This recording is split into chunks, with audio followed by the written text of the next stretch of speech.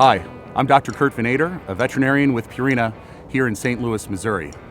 As a leader in pet nutrition and pet health, Purina is proud to partner with Tractor Supply to answer your pet owner's questions.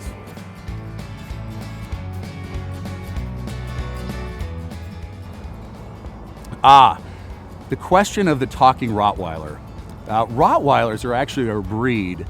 It's pretty well known that they like to talk. And what do I mean by that? They kind of have this grumbling noise they make, and it's not growling. In most cases, it's very harmless, it's playful, and what they're really doing is seeking human attention.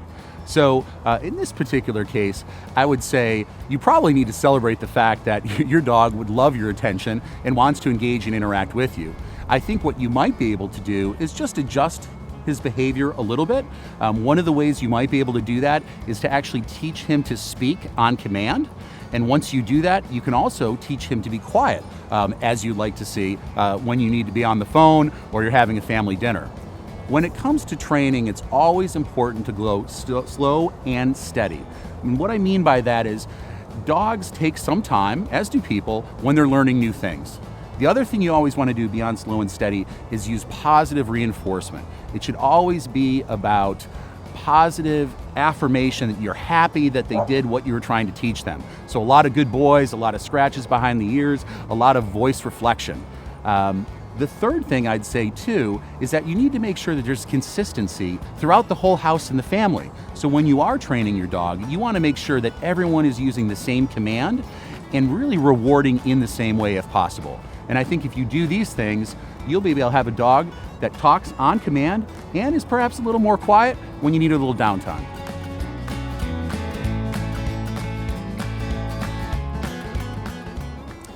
This is a question that we get somewhat frequently in the practice.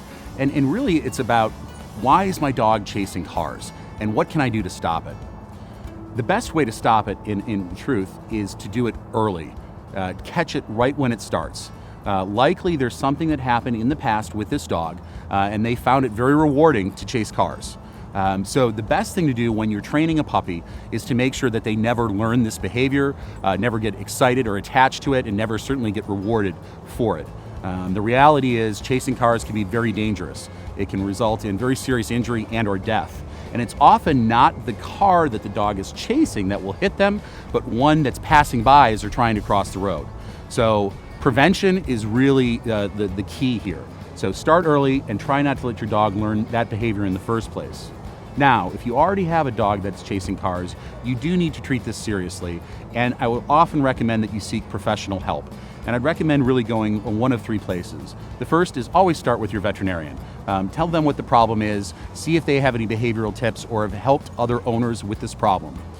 They may refer you to another veterinarian that's actually board certified or a specialist in animal behavior, because this is a behavior that's kind of gone awry and it's a very serious one. So we're going to treat it seriously and get you to a very advanced professional that can work with you through proper methodologies and training procedures to try to break this habit.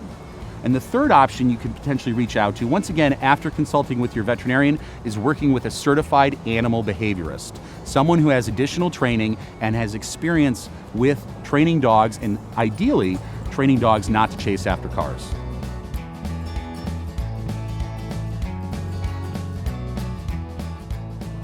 When it comes to rescue dogs, it's often challenging because we don't know their past history.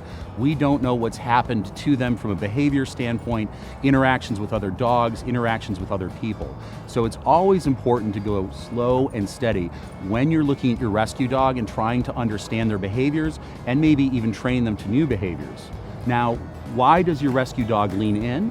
It's quite possible that something occurred in the past that was traumatic, and now your dog has a certain level of fear or anxiety, and they're leaning in for that close personal connection, to feel trust, to feel love, and to feel safe. And so my recommendation here is to, on the one hand, you want to embrace that personal connection. We know that just by petting a dog for 15 minutes, it can release feel-good hormones in ourselves. It does great things for our dogs too, and it really strengthens the bond that you have with your dog. So I think having that connection is a good thing. You'd like to, though, and I get it, you want to mediate that energy a little bit so your dog may not be clinging to you all the time. And so I think one of the first things you can do is train them to be more comfortable in their surroundings and in your environment. So one of the things you can do is explain to your friends and your family members that your dog has come from an abusive situation and is a little shy, maybe a little fearful, maybe prone to anxiety.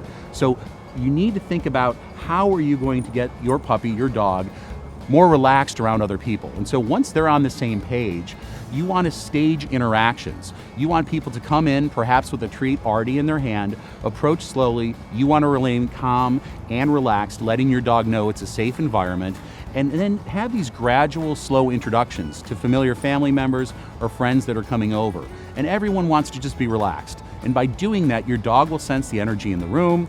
Once they approach with either a palm up or a hand out and the dog gets to sniff it, they can then gently scratch behind the ears, provide a treat, and over time you're providing them with positive reinforcement around accepting other people and recognizing that they're in a safe, loving environment.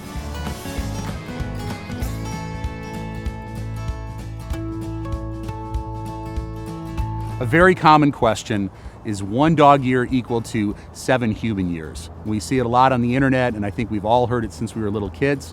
The reality is that's a bit of a myth. And why is that?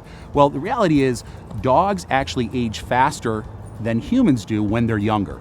So a 1 to 7 equivalent doesn't really work when they're younger. Dogs actually age faster. If you're curious about the age of your dog, what I'd recommend is on your next annual visit to your veterinarian, ask them to help age your dog.